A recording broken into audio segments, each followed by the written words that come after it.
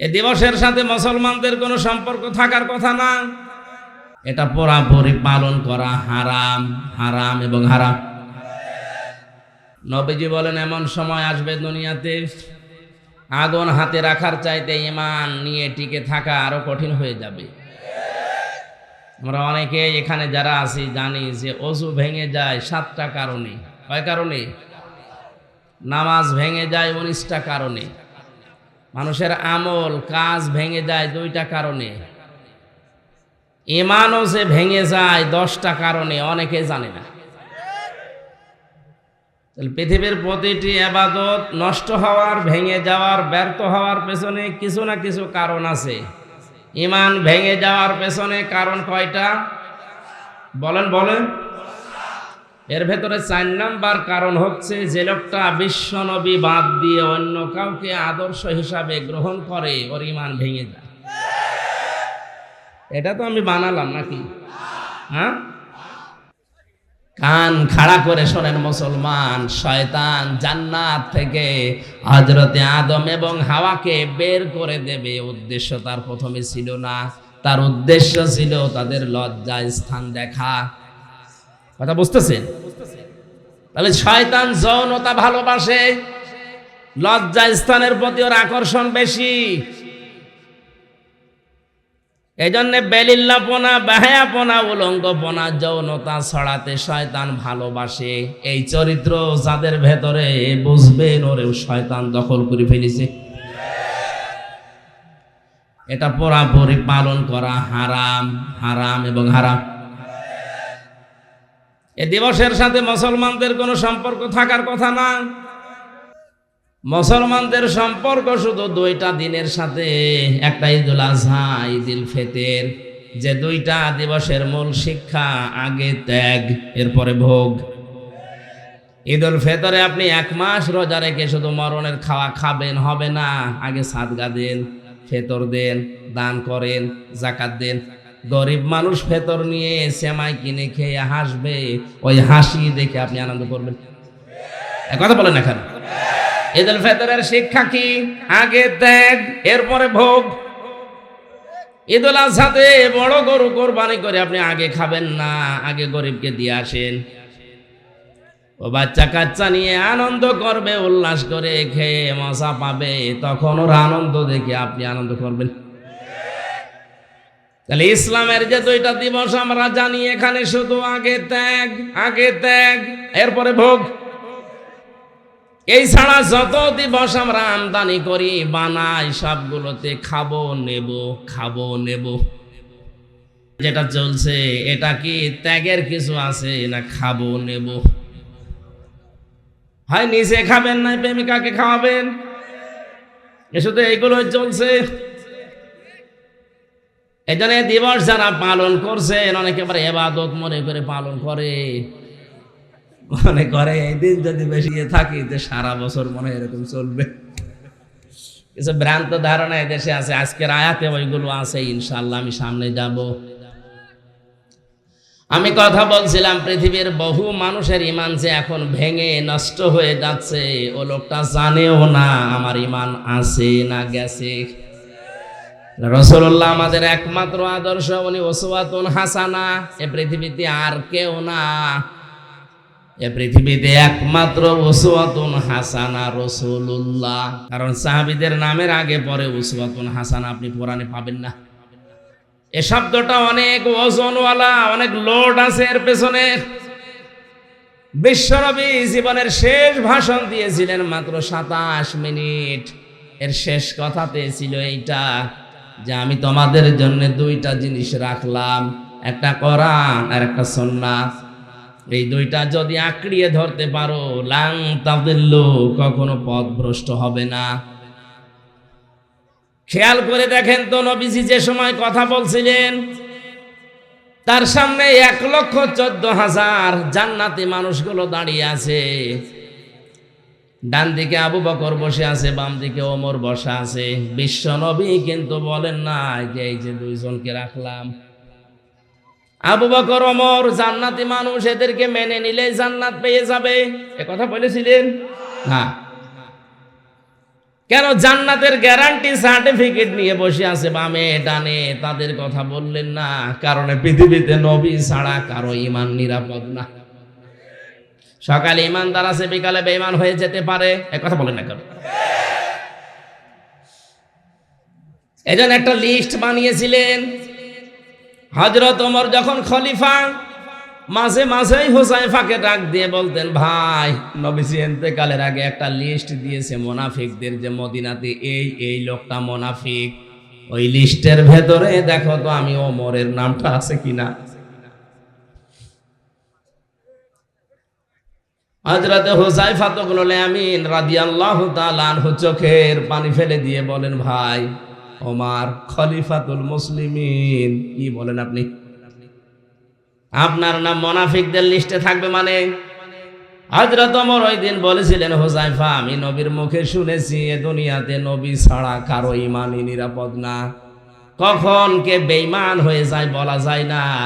বিশাল আল্লাহর ওলি মনে হচ্ছে, ও বিকালে যে বেঈমান হবে না ওর কোনো গ্যারান্টি নেই। কথা বলেন না কেন?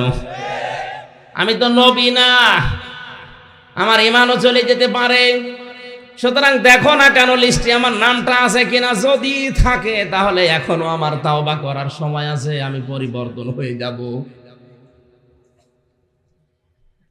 ও বাংলার মুসলমানেরা, যাদের কথা বলছি এ মানুষগুলো সাধারণ মানুষ ছিলেন না, নবীজির সাথে জীবন কাটিয়েছে। জান্নাতের সার্টিফিকেট জিন্দা অবস্থায় হাতে নবী ধরিয়ে দিয়েছে, তোরা জান্নাতি। তাদের কথা বললেন না, বললেন তোমাদের সামনে কোরআন আর সুন্নাহ রাখলাম। এই জন্য উসওয়াতুন হাসানা দুনিয়ায় একজন, তার নাম মুহাম্মাদুর রাসূলুল্লাহ। এই 15-20 মিনিট ধরে এত চিল্লানো, এত কথা এমনি বলি না। এখনই আপনাকে সংশোধন হওয়া লাগবে। যারা আদর্শ বাংলাদেশে বিশ্ব নবী বাদ দিয়ে অন্য কেউ হয়ে আছে, এখনই সব ঝাঁটা দিয়ে বিদায় করে ফিরে আসা লাগবে।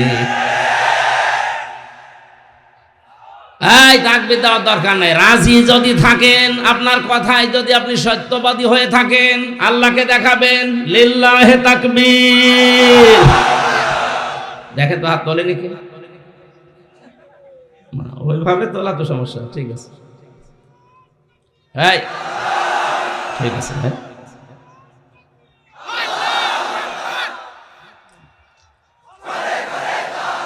বন্ধ করুন ভাই।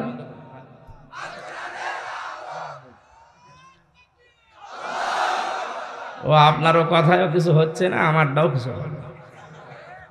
বলছে আল কোরআনের আলো সংসদে জাল, 53 বছরে জ্বালতে পারে না, এই 1 বছর লোক হবে। আর আমি যেটা বললাম, অনেকে হাত তোলেনি কারণ জানে যে আমি মানতে পারি না। এসেছি ওয়াজ শোনার জন্য শুনেছিল, তাহলে আমিও এসেছি বলার জন্য বলে চলে যাবো নাকি? এই জন্যে ওয়াজ দেওয়ার দরকার নেই, এই ট্র্যাডিশন তৈরি করার দরকার নেই। আমাদের যদি পরিবর্তন না আসে, কিয়ামত পর্যন্ত এটা হয়েই যাবে আর আমরা শুনিয়েই যাব।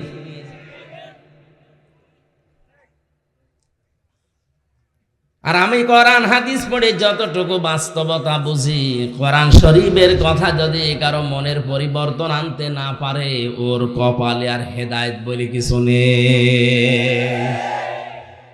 এই কথাটা আমি বানালাম। তিরমিজি শরীফের হাদিস, বিশ্বনবী বলেন, মানিত্তাবাআল হুদা বিগাইরিল কোরআন আদাল্লাহুল্লাহ। কোন মানুষ যদি কোরআনের কথা বাদ দিয়ে, কোরআনের নিয়ম নীতি বাদ দিয়ে পৃথিবীর কোন জায়গায় যায় যেখানে কোরআন নেই,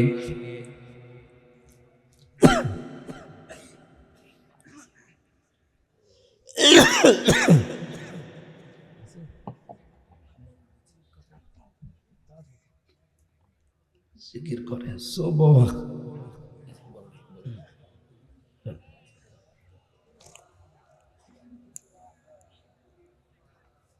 চা না শরবত, এটা একেবারে ঠান্ডা হয়ে গেছে।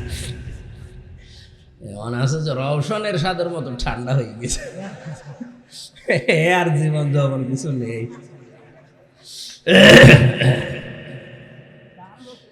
চাচা এর সাথে মরণের আগে শুনেছিলাম কে জানে, ওনারা যে বলছে চলেন হাসপাতালে, আপনি অসুস্থ, বলছে কই, হ্যাঁ আপনি অসুস্থ। জোর করে হাসপাতালে ভর্তি করে বলছে, বলেন যে আমি অসুস্থ। বলছে না আমি অসুস্থ না। আপনি অসুস্থ।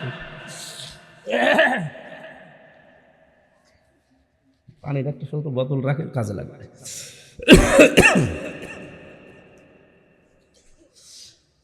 সিরাজগঞ্জবাসী হাদিসের শব্দের দিকে খেয়াল করেন। নবীজি জানিয়েছেন, কোরআন এবং হাদিসের কোন শব্দ নিয়ে কেউ যদি চিন্তা ভাবনা করে, বোঝার জন্য চেষ্টা করে, 500 রাকাত নফল নামাজের সওয়াব হয়।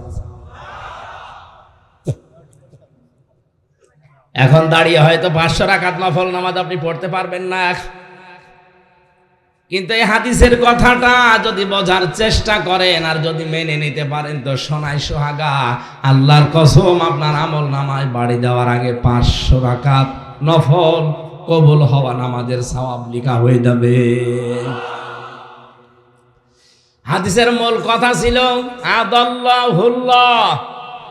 এই যে গ্রামার যারা জানে, মাওলানা কুদ্দুস সহ, আদাল্লাহ ইউদিল্লু বাবে ফাল থেকে এসেছে শব্দটা।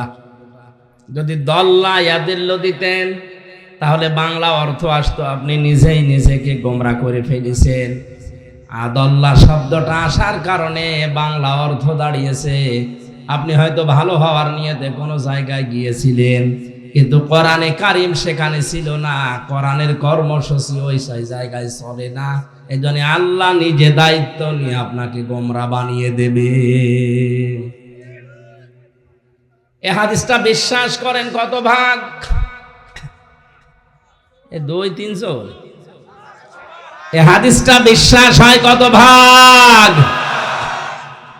100 ভাগ বিশ্বাস করে যদি মন থেকে বলেন যে হ্যাঁ আমি বিশ্বাস করি, তাহলে এটা সিদ্ধান্ত নেওয়া লাগবে এখনই, যেই পীরের দরবারে কোরআন নেই, কোরআন চলে না, ওই দরবার যদি আমার বাবাও কায়েম করে আমিও দরবারে যাব না।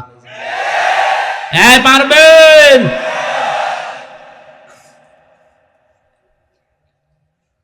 সাথে আর একটা কথা জুড়ে দিলাম, এদেশে রাজনৈতিক দল কতগুলো এখন, যেই দলে কোরআন নেই, কোরআনের কর্মসূচি নেই, ওই দলের প্রতিষ্ঠাতা যদি আমার বাবাও হয়, ওই দলে আমি যাব না।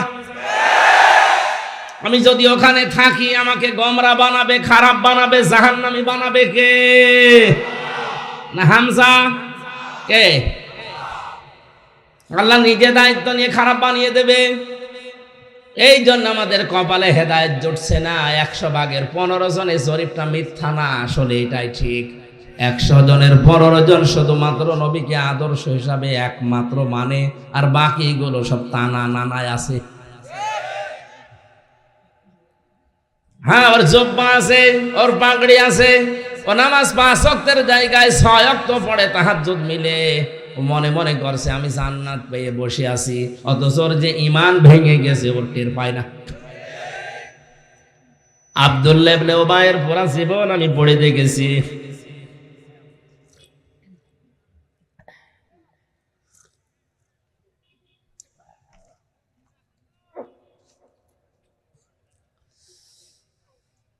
লোকটার পড়া জীবন আমি পড়তে যে আমার চোখে শুধু একটা ভুল ধরা পড়েছিল, ওর নামাজ, রোজা, দাড়ি, টুপি, পাগড়ি, দস্তরখানা বিছিয়ে খাবার খাওয়া, খাবারের পরে মিষ্টি খাওয়া, নবীজির পেছনে নামাজ পড়া, সব বেশি।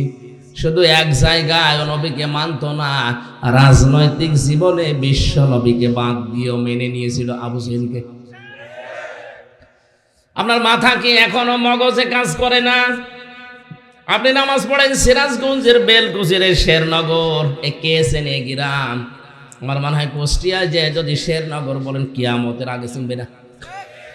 অথচ নামাজ পড়েছে কাবা শরীফে, মসজিদে নববীতে, তাও হামজার পেছনে না, নামাজ পড়েছে রাসূলুল্লাহর পেছনে। ওর সব ঠিক পেলাম, খালি একটা জায়গায় একটু ঝামেলা, রাজনৈতিক দর্শনে সে নবীকেও মানতে পারে না, ওর নিজের কিছু স্বার্থের কারণে ও তলে তলে অনুসরণ করে চলতো রাজনৈতিক আদর্শ হিসাবে আবু জেহেলকে।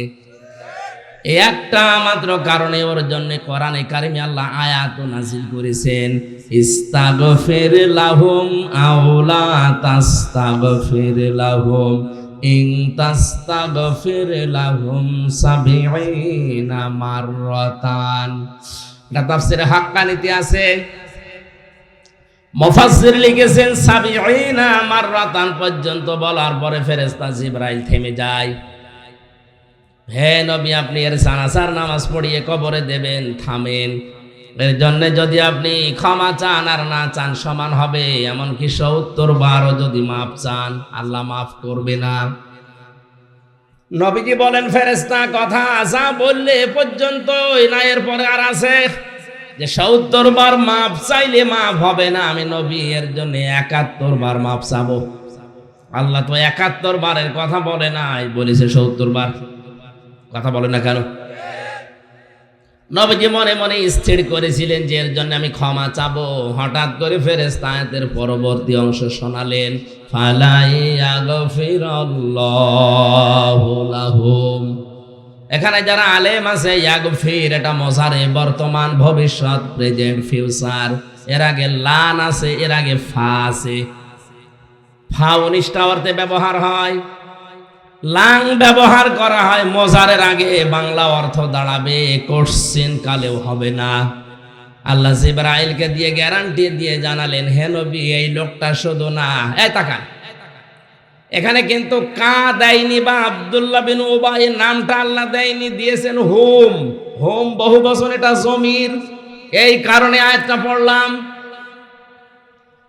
আল্লাহ পাক বলেন, হে নবী, এর জন্য ৭১ বার না, শুধু এ না, এর মতো চরিত্র কিয়ামত পর্যন্ত যারা অর্জন করবে তাদের জন্য যদি কেউ ৭১ বার না, কোটি কোটি বারও ক্ষমা চায়, তাদের কোনো ক্ষমা নেই। এ ফতোয়া দিলাম আমি। বলেন কে? আরো জোরে কে? তাহলে এই বাংলাদেশে যাদের সব ঠিক আছে, রাজনৈতিক দর্শনে যে নবীকে মানে না, অন্য কাউকে মেনে চলে, বলেন তো এই লোকটা মারা গেলে 50টা গরু জবাই করে দিলে মাফ হবে, কে বলেছে আপনাকে? তাহলে কোরআনের এই আয়াত তো ভুল হয়ে যাবে। কথা বলেন ঠিক কিনা? আমি আশা করছি আপনি বুঝেছেন এই বাস্তবতা। এর পরেও নবীজিকে আমার আল্লাহ শেষ কথা জানিয়েছেন, ওয়ালা তুসাল্লি আলা আহাদিম মিনহুম মাতা আবাদা ওয়ালা তাকুম আলা কবরি। সূরা তাওবার ৮০-৮৪ নাম্বার আয়াতের প্রথম অংশে আছে, হে নবী, এ লোকটার জানাজার নামাজ তো দূরের কথা, এর কবরের পাশেও আপনি দাঁড়াবেন না। শুধু এর না, হুম দিয়েছেন এখানেও, ওয়ালা তুসাল্লি আলা আহাদিম মিনহুম, এর মতো যে কেউ এরকম চরিত্র বানাবে তার কবরের পাশে দাঁড়ানো জায়েজ নেই। অথচ সারা জীবন কমিউনিস্ট আন্দোলন করে, মরে গেলে হুজুর নিয়ে জানাজা পড়িয়ে কবরে দিয়ে দোয়া করাচ্ছে, মনে হচ্ছে জান্নাত ওর বাবার, ও ঠিকাদারি নিস। এগুলো সব ভণ্ডামি চলছে ভারত, বাংলাদেশে, পাকিস্তানে। ওগুলো যদি হয় কোরআন শরীফ মিথ্যা হয়ে যাবে। এই জন্য আপনাকে সাবধান করছি, সাবধান হন। তেলাওয়াত কিন্তু আয়াতে ওই কথাগুলো আল্লাহ দিয়েছেন সাবধান বাণী হিসাবে। আমরা কোরআনে কারিমের তাফসিরে প্রবেশ করছি, তাফসির আকারে। জবান খুলে পড়েন, আউযু বিল্লাহি মিনাশ শাইতানির রাজিম, বিসমিল্লাহির রহমানির রহিম,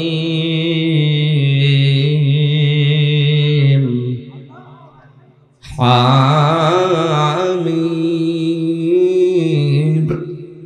ওয়াল কিতাবিল মুবিন,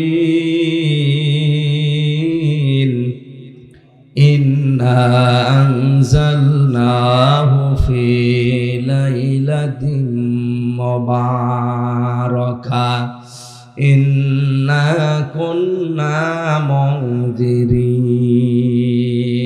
এ পর্যন্ত থাক। সূরা দোখান ৪৪ নাম্বার সূরা কোরআনে কারিমের, মক্কায় আল্লাহ নাজিল করেছেন। ৫৯টা আয়াত আছে, ৩টা রুকু আছে। প্রথম থেকে ৬টা আয়াত আমরা পড়েছি। কোন আয়াত থেকে তাফসির শুনতে হলে চিন্তা করা লাগবে ওই আয়াতের মূল বক্তব্য কি। আল্লাহ রাব্বুল আলামিন এই আয়াতগুলোর মূল বক্তব্য হিসাবে জানিয়েছেন সতর্কতা।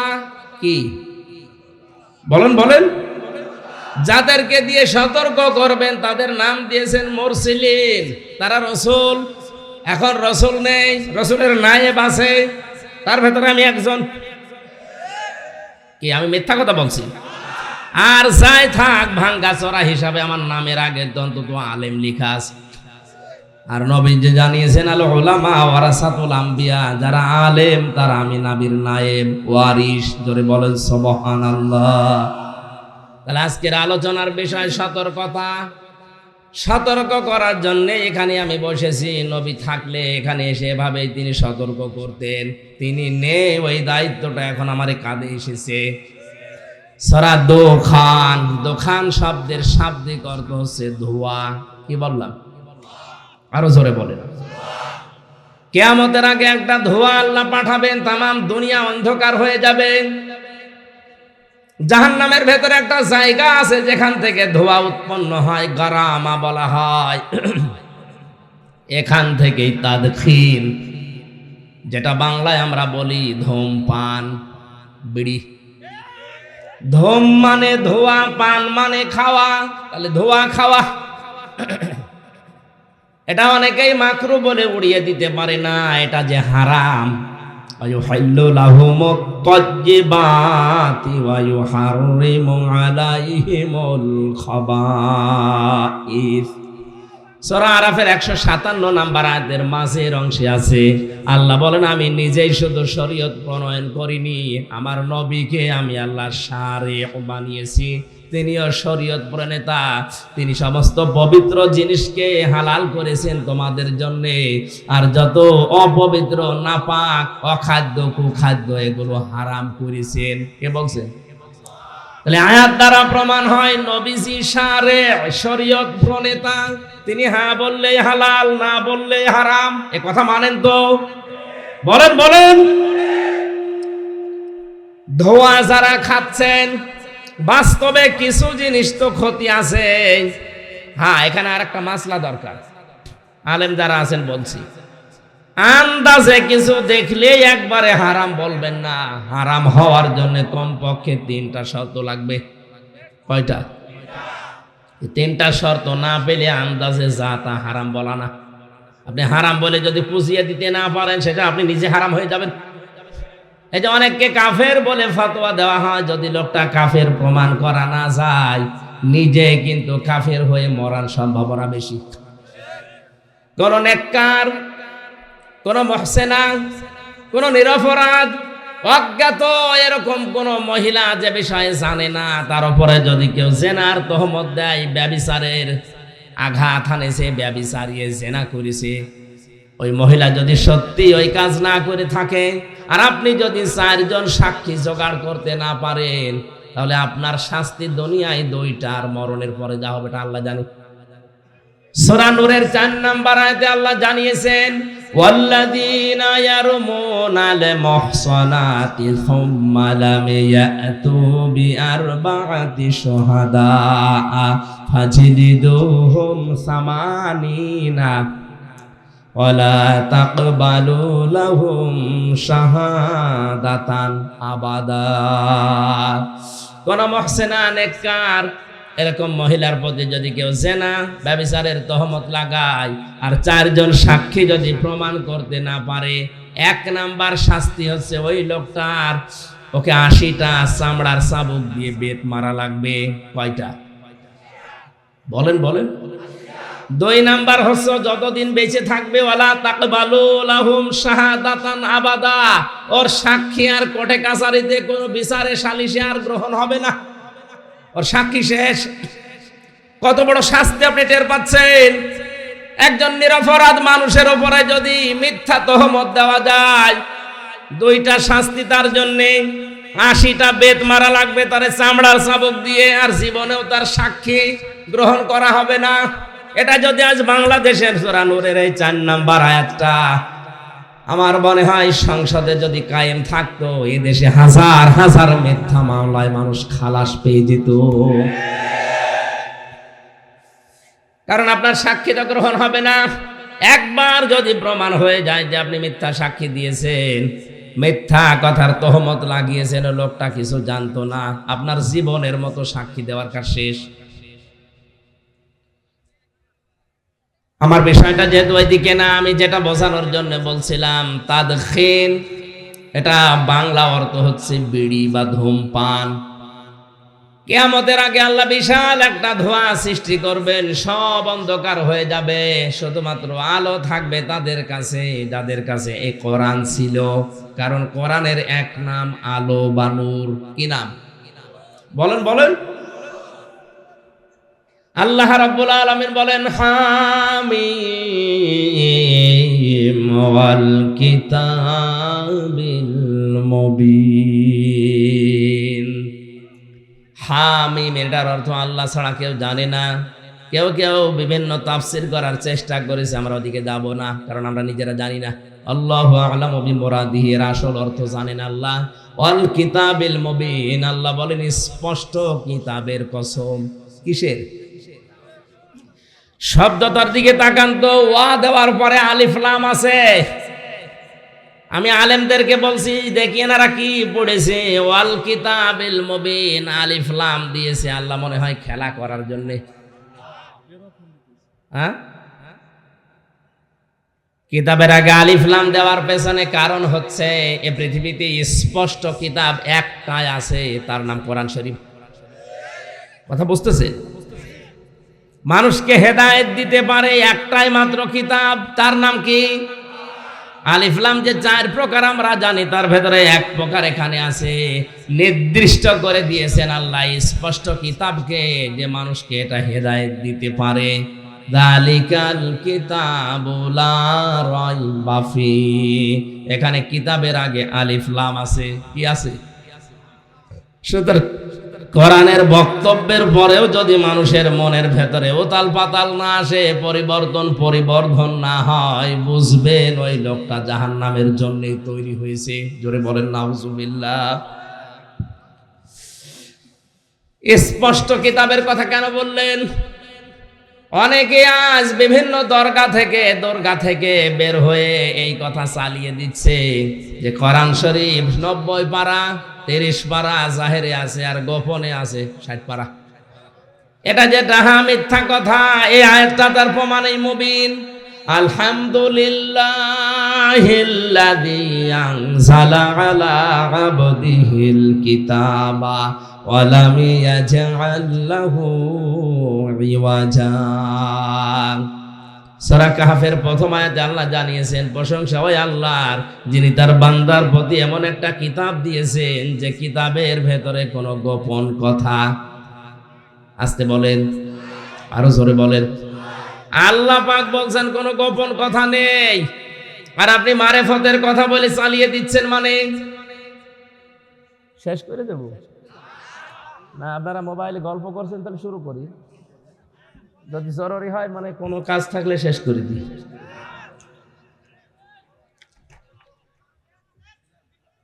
না, এই জায়গাতে যেটা নিয়ে আমি কথা বলার জন্য মানে বসেছি, বিশেষ করে যে শবে বরাত আর কয়দিন পরে শুরু হবে না, এটা নিয়ে দ্রমজাল তৈরি হয়ে আছে আমাদের দেশে, ভারতে, পাকিস্তানে, এই সমস্ত দেশে। এটা ক্লিয়ার করা দরকার। আসলে শবে বরাত কি, কেন আসে, কি শিক্ষা দেওয়ার জন্য 1 বছর পর পর এই শাবান মাসটা আসে। আজকে 3 তারিখ, দেখতে দেখতে মাসটাও চলে যাবে।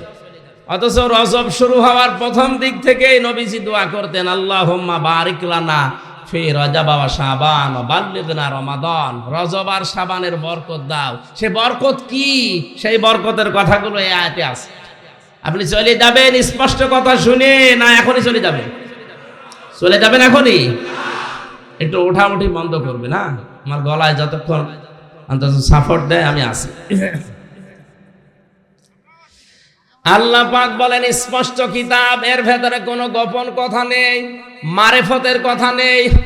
আজ যারা শরীয়ত, মারেফত, তরিকত, হকিকত বিভিন্ন নাম দিয়ে দরবার খুলেছেন, কসম করে বলছি একটাও এর সাথে টেকে না।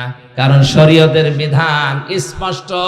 মারেফত বলতে যেটা আপনি বোঝাচ্ছেন, উরফুন থেকে শব্দটা আসা, আরাফা ইয়ারিফু মানে পরিচিত হওয়া। ইসলামের কোন বিধানের সাথে কেউ যদি পরিচিত হয়, আমরা তাকে মারেফত বলি। নামাজ শরীয়ত, নামাজ পড়া লাগবে কি কি কি নিয়মে, এটা জেনে পড়ার নাম হচ্ছে মারিফত। যাকাত শরীয়ত, তোমার 8টা জায়গায় যাকাত দেওয়া লাগে, ওইটা জেনে যাকাত দেওয়ার নাম মারিফত। তাহলে মারিফত বলতে ফকিরেরা যেটা বোঝায় যে গোপন জিনিস, ওরে মায়ের ছাড়া কোনো ঔষধ আছে?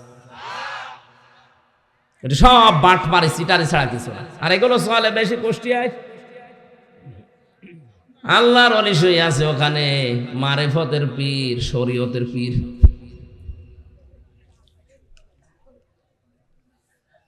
কোরআনে কোনো গোপন কথা নেই, কোরআনে যা আছে সব স্পষ্ট কথা। এই কারণেই কোরআনের কাছে যারা আসে ওরা আর গোপনেও থাকতে চায় না, ওরা ওপেন হতে চায়।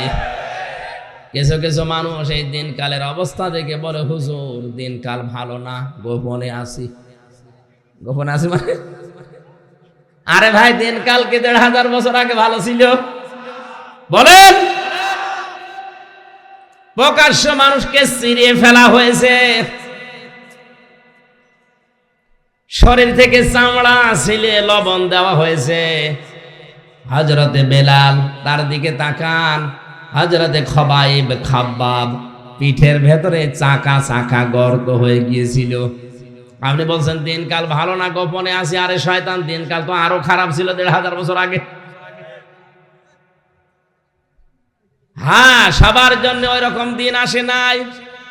দিনকাল খারাপ তাদের জন্য যে মানুষটা 15 বছর ঘরে থাকতে পারে না, তার জন্য। আপনি আরামে খাচ্ছেন, আরামে যাচ্ছেন, আরামে সংসার করছেন, আপনার জন্য দিনকাল ভালো না। এটা বলা মুনাফিকি ছাড়া কিছু না। দিনকাল ভালো আপনি বোঝেন। কোরআনের উপরে যারা টিকে থাকে 3টা বছরে আর কিছু না পায়, অন্তত আমি এটা চোখ দিয়ে দেখে এসেছি। আল্লাহ তাখাফু ওয়ালা তাহজানু ওয়া আবশিরু বিল জান্নাতিল্লাতী কুনতুম তুআদুন। এই আয়াতটা যে কত বাস্তব, কত সত্য, এমনিতেই বিশ্বাস করতাম, নিজের চোখে দেখেছি এবং শুনেছি। আল্লাহর একজন বান্দা আমাদের আগে জেল থেকে বিদায় নিয়েছে, দুনিয়ার জীবন ছেড়েছে। কারারক্ষী আমার বলছিল, হুজুর এই লোকটার যেদিন ফাঁসি হবে, সন্ধ্যাবেলা আমার ডিউটি শুরু হয়ে গেল। ওনারে বললাম, স্যার মাত্র আর 3 ঘন্টা আছে, আপনি প্রস্তুতি নেন। উনি আমারে বলছে, কারারক্ষী ভাই এখনো 3 ঘন্টা আছে, আমি 2 ঘন্টা ঘুমিয়ে নেই। দেখলাম ঠিক ঘুমিয়ে গেল। 9টার সময় ওরা ডাক দিলাম, ওঠার পরে গোসল করে ওযু করে নামাজ 2 রাকাত পড়ে আমারে বলছে, চলেন। সুন্দর জামা কাপড় পরে মনে হচ্ছে লোকটা শ্বশুর বাড়ি যাওয়ার জন্য ব্যস্ত হয়ে গেছে। কারারক্ষী তোরা বালি চোখের পানি ফেলে দিয়ে বলছিল, হুজুর আমার তো আশ্চর্য লাগে, যার 3 ঘন্টা পরে ফাঁসি, সে লোকটা বলছে আমি 2 ঘন্টা ঘুমিয়ে নেই। ঠিক দেখলাম ঘুমিয়ে গেল। লোকটার ঘুম আসলো কি করি, আমার মাথায় ধরে না। নবীজি বলেন, এমন সময় আসবে দুনিয়াতে আগুন হাতে রাখার চাইতে ঈমান নিয়ে টিকে থাকা আরো কঠিন হয়ে যাবে। আমরা অনেকে এখানে যারা আছি জানি যে ওযু ভেঙে যায় 7টা কারণে। কয় কারণে? নামাজ ভেঙে যায় 19টা কারণে। মানুষের আমল কাজ ভেঙে যায় 2টা কারণে। ঈমানও যে ভেঙে যায় 10টা কারণে, অনেকে জানে না। তাহলে পৃথিবীর প্রতিটি ইবাদত নষ্ট হওয়ার, ভেঙে যাওয়ার, ব্যর্থ হওয়ার পেছনে কিছু না কিছু কারণ আছে। ঈমান ভেঙে যাওয়ার পেছনে কারণ কয়টা? বলেন বলেন। এর ভেতরে 4 নাম্বার কারণ হচ্ছে, যে লোকটা বিশ্বনবী বাদ দিয়ে অন্য কাউকে আদর্শ হিসাবে গ্রহণ করে, ওর ঈমান ভেঙে যায়। এটা তো আমি বানালাম নাকি? হ্যাঁ,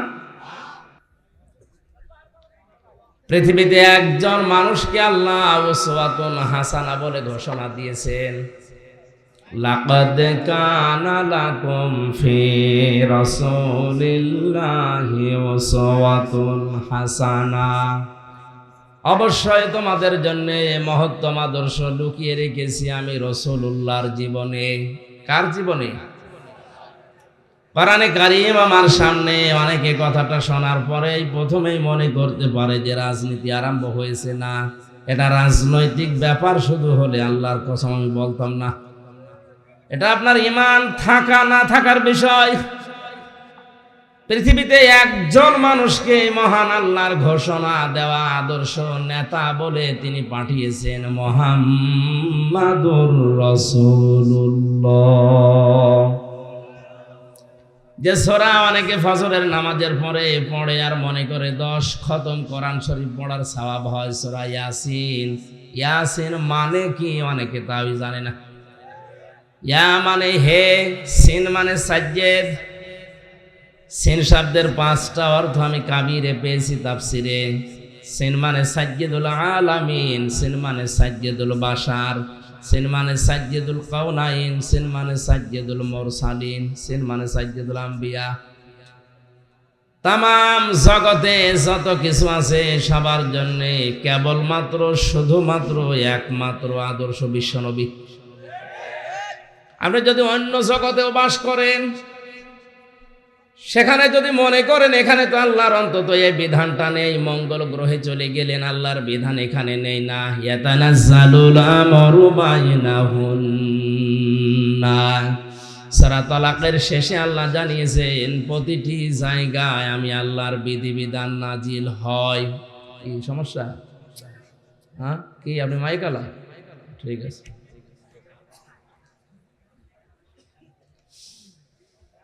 স্থির ভাবে শোনেন তো, 10 ঘন্টা কথা শোনা লাগবে না, হাফ ঘন্টা শোনেন, কিন্তু বোঝার মতো করে শোনেন। আপনি মঙ্গল গ্রহে বাস করেন, মনে করছেন এখানে তো কোরআন শরীফ নেই, এখানে ইয়াসিন সূরাও চলে না, সুতরাং এই জায়গায় আমি অন্য কাউকে আদর্শ মেনে চলবো না। এই জন্য সাজ্জেদুল আলামিন দিয়েছেন বহু বছর। যত আলম আল্লাহ বানিয়েছেন সেখানেও যদি বাস করেন ওই জায়গায় আপনাকে বিশ্ব নবী আদর্শ মানা লাগবে। 2 নম্বর সাইয়্যিদুল বাশার। বাশার মানে মানুষ। মানুষ পদবাচ্যে যারা বিবেচিত যে আমি মানুষ, তার জন্য একমাত্র আদর্শ বিশ্ব নবী। তাফসীরের এই কথাগুলো দিয়ে বোঝা যায় নবী মুহাম্মদুর রাসূলুল্লাহকে বাদ দিয়ে কেউ যদি দুনিয়ায় অন্য কাউকে আদর্শ হিসাবে গ্রহণ করে ওর ঈমান ভেঙে যায়, নষ্ট হয়ে যায়। ভেঙে যাওয়া ওযু দিয়ে নামাজ হয়? বুঝে বলেন, নামাজ হয়? 7টা কারণে যে ওযু ভাঙে, মনে করেন একটা কারণ পাওয়া গেল, মনে করছেন 6টা তো পাওয়া যায়নি, মাত্র একটা পাওয়া গেছে। এই ওযু দিয়ে অন্তত হাফ নামাজ হবে।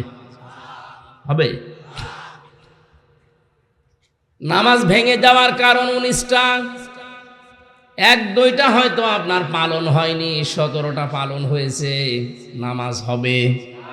2টা সওয়াব হবে। বলেন বলেন,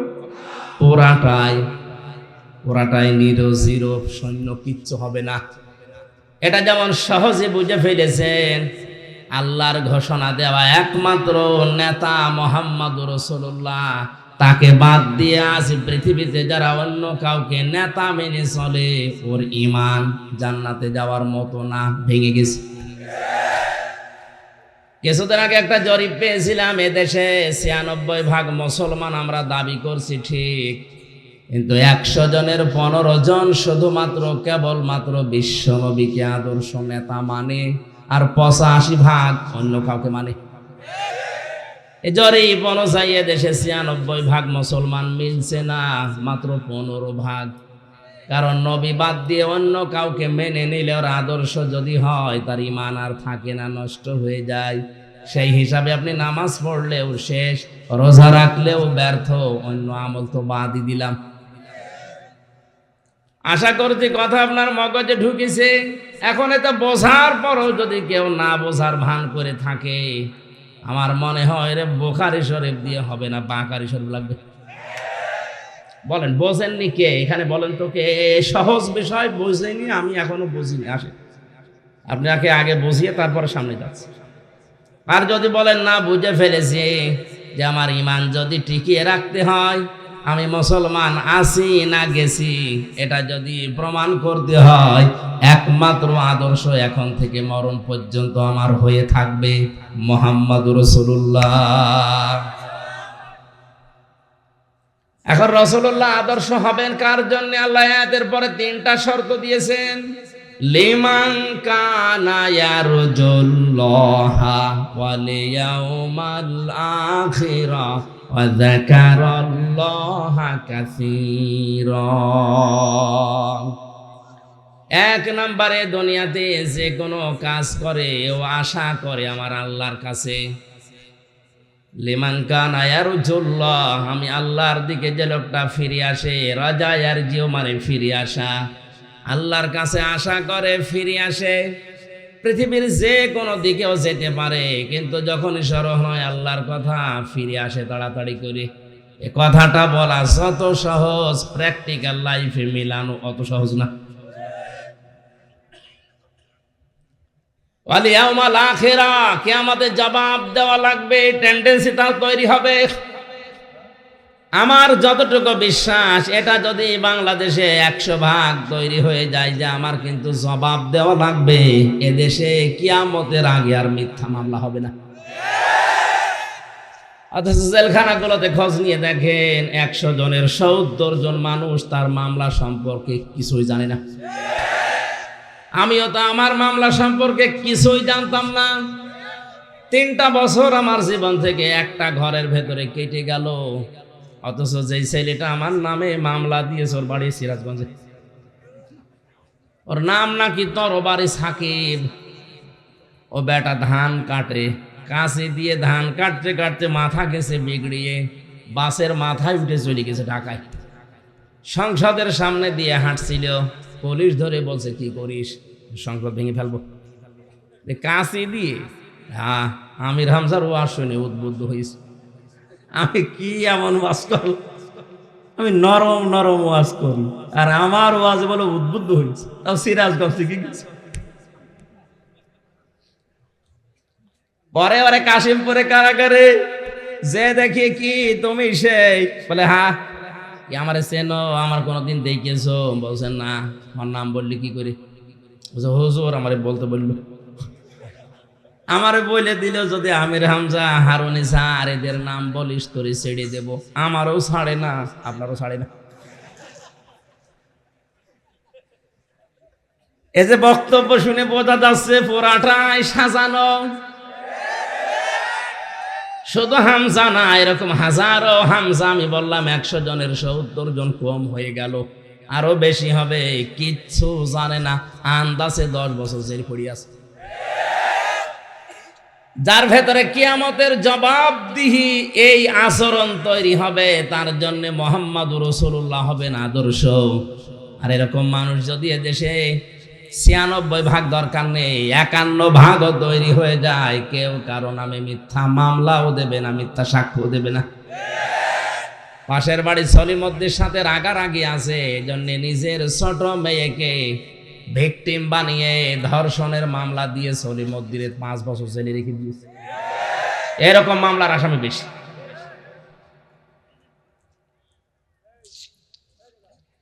তিন নম্বরে যাকারাল্লাহ কাসীরা, তাদের জীবনের সবচাইতে বেশি আলোচনা থাকবে আল্লাহর। কার? ও মুসলমানেরা, আপনি নিজের জীবনের সাথে মিলান। 4 দোকানে বসলে আল্লাহর কথা সেই ভাই ভাই বলে, তার চাইতে বেশি কথা বলে আলোচনায় নেতার। আপনি বিশ্ব নবীকে আদর্শ পাবেন না, অথচ নবীজিকে আদর্শ যতক্ষণ পর্যন্ত মানুষ মেনে নিতে না পারবে, ততক্ষণ পর্যন্ত এই লোকটার ঈমান সঠিক হয়নি, ভেঙে গেছে। নবীজি হযরতে ওমরকে ডাক দিয়ে বললেন, এই পৃথিবীতে সবচাইতে বেশি ভালোবাসতে পারবে আমাকে যারা, তারা পরিপূর্ণ ঈমানদার, এমনকি নিজের জানের চাইতেও। হযরত ওমর নিজের দিকে চিন্তা করে বলেন, হে রাসূল, আমার মনে হচ্ছে আমার ছেলে মেয়ে, স্ত্রী পুত্র, ধন সম্পদ, টাকা পয়সার চাইতে আপনাকে আমি ভালোবাসি বেশি, কিন্তু আমার জীবনের চাইতে বেশি না। কারণ আমার জানের ওপর আমার একটা মায়া আলাদা আছে। নবীজির সামনেই তো ছিলেন, দিলেন ধমক, ওমর এখনো পরিপূর্ণ কামেল মুমিন হতে পারোনি। হযরত ওমর কিছুক্ষণ পরেই বলে উঠলেন, হে রাসূল, এখন মনে হচ্ছে আমার জীবনের চাইতেও আপনাকে আমি বেশি ভালোবাসি। নবীজি ওই মুহূর্তে বলেছিলেন, ওমর, এই মাত্র তুমি কামেল পরিপূর্ণ মুমিন হইলে। কাকে বলছে কথা আপনি টের পেয়েছেন? যারা জান্নাতের গ্যারান্টি দিয়েছিলেন জিন্দা অবস্থায়। আকাশের যে তারকা দেখতে পান, হয়তো কেউ গণনা করলে একদিন শেষ হয়ে যাবে। হযরত ওমর যে নেকির কাজ করেছে দুনিয়ায়, তার গণনা করে কেউ শেষ করতে পারবে না। কোন রাস্তা দিয়ে গেলে আমরা এই হাদিস সে জন্মের পর থেকে শুনছি যে 40 দিন শয়তান ও রাস্তায় যেতে ভয় পেত। আর আমরা এমন মুসলমান, রাস্তা দিয়ে হাঁটলে শয়তান মনে করে বন্ধু আমি পেয়েছি। রাস্তায় হেঁটে যায়, মনে হয় না মানুষ না খাম্বা, কানের ভেতরে তার, নাকের ভেতরে তার, জায়গা মতো তার দিয়ে আজকে 14 তারিখ আনন্দে আছে। সারা বছর অনেকে টাকা পয়সা কিছু কিছু গুছিয়ে আজকের এই তারিখে বিউটিকে ফুল কিনে দেওয়ার জন্য উনি আনন্দে আছে। এরকম মানুষ যারা কি মানুষ না খাম্বা, খাম্বার মতো লাগবে। শয়তান ওরে যদি দেখে আর ও যেভাবে তালে তালে নাচতেছে, ওরে দেখলেই শয়তান মনে করবে, আল্লাহ তুমি আমারে শয়তান বানিয়েছো, এটা তো আমার চাইতে বড়। কান খাড়া করে শোনেন মুসলমান, শয়তান জান্নাত থেকে হযরতে আদম এবং হাওয়াকে বের করে দেবে, উদ্দেশ্য তার প্রথমে ছিল না। তার উদ্দেশ্য ছিল তাদের লজ্জা স্থান দেখা। কথা বুঝতেছেন? তাহলে শয়তান যৌনতা ভালোবাসে, লজ্জা স্থানের প্রতি ওর আকর্ষণ বেশি। এই জন্য বেলিল্লাপনা, বাহায়াপনা, উলঙ্গপনা, যৌনতা ছড়াতে শয়তান ভালোবাসে। এই চরিত্র যাদের ভেতরে, বুঝবেন ওরেও শয়তান দখল করে ফেলেছে। এ লোকটা যদি এখন বাড়ি যেয়ে দেখে ওনার স্ত্রী ওনারে গালি দিচ্ছে, শুয়োরের বাচ্চা, ভালো লাগবে? রাগ হবে না? না, কথা বুঝে বলে। ওনারা যদি কুকুরের বাচ্চা, শুকুরের বাচ্চা বলে গালি দেয়, বউ রাগ করবে না? ভালো তো লাগবে না মনে করেন। রাগ করলে উনি নিজেও পাগল। কারণ চিন্তা করা দরকার যে আমার যে বউ শিক্ষিতা, ধার্মিক, আজ পর্যন্ত এই 20 বছর তার সাথে সংসার করি, কোনোদিন আমার মুখের উপরে মুখ তুলে কথা বলে না, এত মার্জিত, ভদ্র, শরীফ। আজকে হঠাৎ করে আমার শুকুরের বাচ্চা বলে গালি দিচ্ছে, অবশ্যই স্বাভাবিক নেই, এর জিনে ধরিস। উনি যদি জ্ঞানী হয়ে থাকে, এইটাই মনে করা লাগবে যে এর জিনে ধরিছে, ভূতে ধরিছে। আপনি যখন যৌনতায় শরীর, পরিবার, সমাজ ভাসিয়ে দিবেন, বুঝবেন আপনি আর স্বাভাবিক নেই, আপনাকেও শয়তান দখল করে ফেলেছে। খ্যাতনামা ইসলামিক স্কলারদের বক্তব্য শুনতে আমাদের সঙ্গেই থাকুন। নিয়মিত আপডেট পেতে সাবস্ক্রাইব করে বেল বাটনে প্রেস করুন। Rosni 24. Enjoy the Holy Quran.